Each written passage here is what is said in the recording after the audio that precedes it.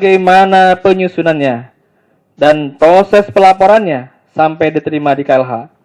Saya tidak pernah bekerja sebagai bawahan ataupun atasan Endah Rumbianti, sehingga saya tidak mengetahui tugas pokok dan fungsi dari Endah Rumbianti selaku manajer lingkungan tentang adanya laporan dari bawahannya Ngudi Purbo. Tentang pekerjaan bermediasi yang dilakukan PT CPI, saksi-saksi dari KLH, yaitu Mas Neliati dan Wiryono mengatakan bahwa laporan-laporan bermediasi mereka terima dan menyatakan tidak adanya pelanggaran terhadap Kepmen LH nomor 128 tahun 2003. Bahkan para ahli biomediasi dari ITB, Dr. Sri Haryati, dari IPB, Dr. Linawati Harjito, dan dari Lemigas, Profesor Udi Harto, berpendapat bahwa kegiatan biomediasi di PT CPI sangat baik dan merupakan pelopor kegiatan biomediasi di Indonesia. Dan PT CPI mendapat rating proper biru pada tahun 2011 dan 2012, yang artinya taat pada peraturan-peraturan yang berlaku. Hal ini terus menjadikan tanda tanya bagi saya, bagaimana bisa pekerjaan yang dinyatakan baik oleh saksi dari KLH dan dari pakar biomediasi tiba-tiba dinyatakan sebagai pekerjaan fiktif dan menyeret banyak orang sebagai tersangka korupsi. Merujuk kepada dakwaan dan tuntutan JPU, saya dipersalahkan karena posisi saya sebagai koordinator ACE, karena adanya tindakan anggota ACE, yaitu tim REM IMS atas persetujuan tim manajer IMS, Saudara Raslasan yang menetapkan lokasi lahan tercemar, dan tim LAN atas persetujuan manajer LAN, Saudara Sukamto Tamrin yang membebaskan lahan tercemar. Selaku koordinator ACE, saya tidak pernah ikut campur dalam menentukan 28 lokasi tanah tercemar ataupun lokasi-lokasi lainnya yang tercemar di area SLS Minas. Karena kegiatan tersebut tidak pernah tercantum di dalam tugas pokok saya selaku koordinator ACE maupun dalam penugasan secara lisan yang disampaikan oleh atasan saya, manajer produksi saat itu, Saudara Ari Nugroho. Begitu pula halnya dalam pembayaran pembebasan lahan tercemar yang pengajuannya dilakukan oleh manajer LAN atas usul tim LAN, bukan oleh saya selaku koordinator tim ACE. Dan verifikasi serta pembayarannya dilakukan oleh manajer finance melalui tim finance, bukan oleh saya selaku koordinator tim ACE. Fakta hukum tersebut di atas terungkap dalam persidangan sebagaimana keterangan saksi dari Muklis, Adib, Gultom, Sukamto Tamrin, Wahyu Budiarto, Aslan Wiguna, dan Albert Simanjuntak. Majelis Hakim yang saya hormati, majelis hakim yang saya muliakan, saya juga tidak terkait penggunaan kontrak biomediasi PT CPI dengan PT SGJ yang pengelolaannya oleh tim IMS REM. Sebagaimana kesaksian dari para panitia lelang, yaitu Suryadi, Ketut Suradi, Budi Herdiono, dan Sis Indra Cahyono dari bagian Supply Chain Management. Juga dikuatkan kesaksian Muklis dari IMS REM, Wahyu Budiarto, JMSLS, dan Albert Simanjuntak, Senior VP SMO, serta Herlan bin Ompo, selaku Direktur PT SGJ, bahwa saya tidak ikut dalam perencanaan, proses pelelangan, pemilihan kontraktor, pembuatan kontrak, pelaksanaan kontrak, dan pembayaran kontrak biomediasi. Tim IMS REM sebagai pengguna kontrak biomediasi PT CPI dengan PT SGJ yang berinteraksi dengan kontraktor proyek biomediasi. Saya juga tidak punya kapasitas untuk menyuruh dan mengarahkan siapapun agar tanah COCS dibawa kemana dan dilakukan proses apa untuk pengolahannya. Sebagaimana kesaksian Aruji Wahyono, manajer OHS Jakarta, Wahyu Budiarto, JMSLS, dan Albert Simanjuntak, Senior VP Sumatera, bahwa pemilihan teknologi biomediasi yang akan diterapkan atau teknologi pengolahan lainnya untuk pengolahan tanah terkontaminasi adalah keputusan manajemen Chevron.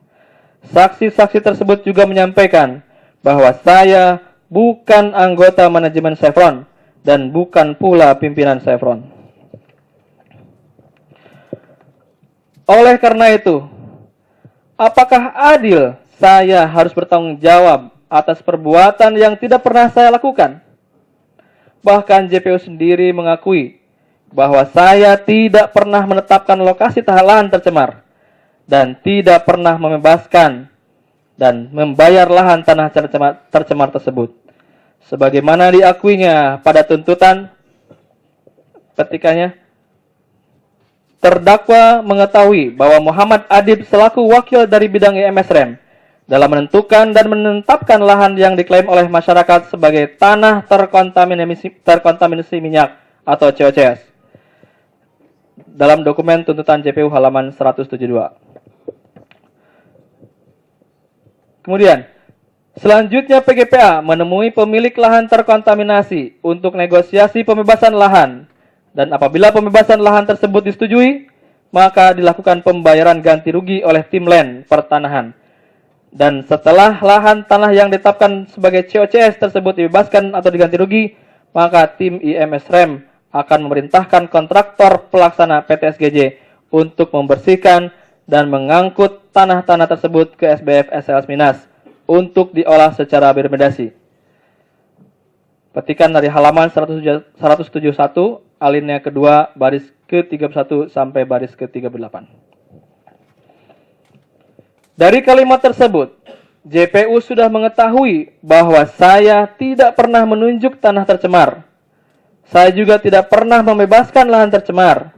Dan saya juga tidak pernah memerintahkan kontraktor pelaksana PTSGJ untuk membersihkan dan mengangkut tanah tersebut ke SBF SLS Minas. Sehingga atas dasar apa saya harus dipidana dan menghadapi tuntutan JPU untuk 5 tahun penjara? Teori hukum mana yang menempatkan karena pengetahuannya seseorang bisa dikenakan tindak pidana? Bukankah dalam setiap tindak pidana selalu dipersyaratkan barang siapa dengan sengaja melakukan suatu perbuatan konkret yang melakukan hukum pidana, melanggar hukum pidana? Sepanjang yang saya ketahui, rumusan pengetahuan seseorang bisa dipidana hanya ada dalam tindak pidana pelanggaran HAM berat, di mana misalnya seorang petinggi militer dihukum atas tindakan anak buahnya karena mengetahui adanya tindakan tersebut, tapi tidak melakukan suatu perbuatan untuk mencegah peristiwa pidana HAM berat tersebut terjadi. Tindakan pidana itu pun hanya bisa ditujukan terhadap atasan yang memiliki garis komando terhadap pelaku pelanggaran HAM berat tersebut. Itu pun dilakukan setelah anak buahnya terbukti melakukan kejahatan pelanggaran HAM berat.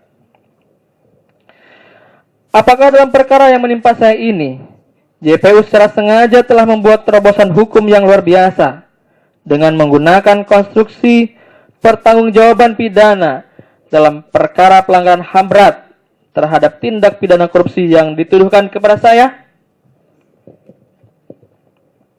Majelis Hakim yang saya muliakan, dalam surat tuntutan JPU pada halaman 103, alinea kedua baris ke-20, disebutkan, petikannya, selaku ketua koordinator tim ACE yang diberi tugas dan wewenang untuk mengkoordinir tim terkait di tim ACE, terdakwa patut dan wajib mengetahui bahwa penentuan dan penetapan tanah atau lahan sebagai COCS tersebut harus tunduk dan mengacu pada ketentuan perundang-undangan yang berlaku.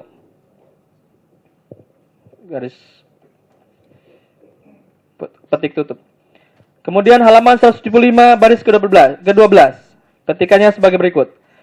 Dan terdakwa selaku ketua koordinator tim ACE yang diberi tugas dan wewenang untuk mengkoordinir tim terkait di tim ACE seharusnya tahu tentang penetapan tanah lahan tersebut sebagai COCS terlebih dahulu harus ada izin dari KLH. Petikan selanjutnya halaman 175 baris ke-10 dari bawah.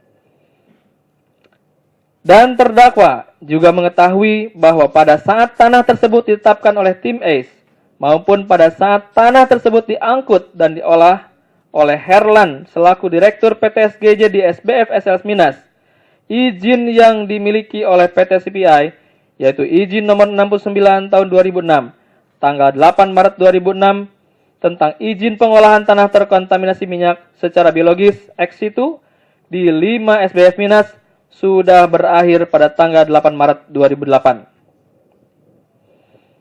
Kemudian dalam petikan halaman 176 baris ke-11 disebutkan, dan hal ini diketahui oleh terdakwa pada saat saksi Muhammad Adib selaku anggota tim ACE dari perwakilan IMSREM menyampaikan tentang hasil survei dan status tanah yang sudah dibebaskan dan dinyatakan sebagai CUCS tersebut adalah diolah oleh PT SGJ. Dengan demikian, tuntutan JPU terhadap saya sama sekali tidak berdasar hukum.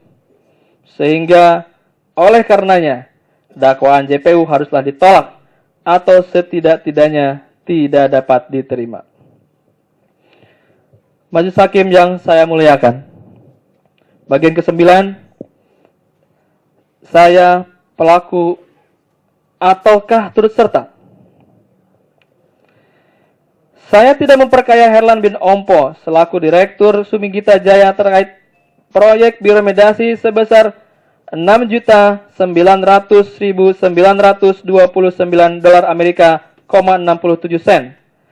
sebagaimana kesaksian muklis dari AMSREM, Wahyu Budiarto dari GMSLS, dan Albert Simanjuntak Senior VPSMO, serta Herlan bin Ompo selaku Direktur PT SGJ, bahwa saya tidak mengetahui kontrak dengan Herlan bin Ompo,